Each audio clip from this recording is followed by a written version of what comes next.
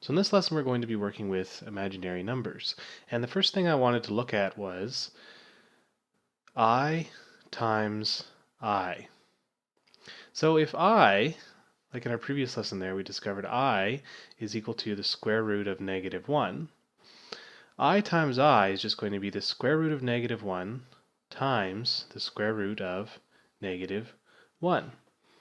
So all that really is going to be is -1, because if you square a square root, you end up with what's inside the square root.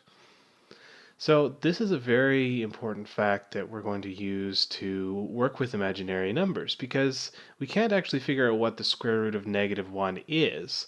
So we need to work with the fact that if we square it, we can end up with the -1. So our second example is going to be -2i times I.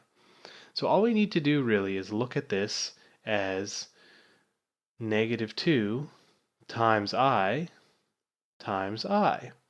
And we know what I times I is.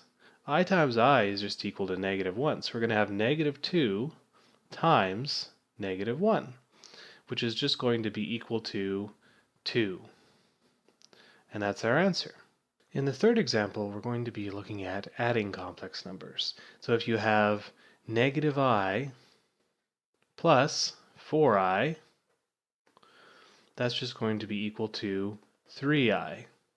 So you add them just like normal numbers. So you have -1i plus 4i, that's -1 plus 4 is going to be 3i.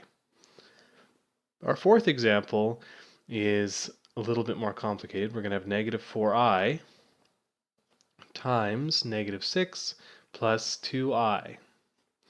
So we multiply this in just like any other situation.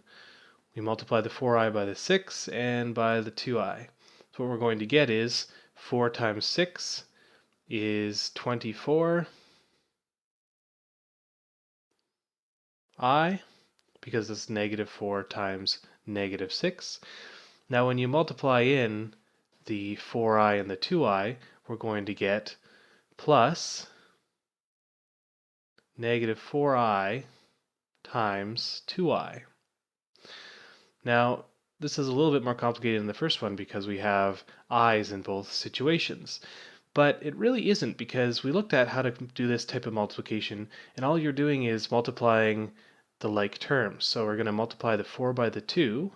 So we're going to get 24i plus, so our 4 times our 2 is just going to be -8 times, and our i's multiplied together, remember I times I is just equal to -1. So we're going to get 24i plus 8. And that is our final answer.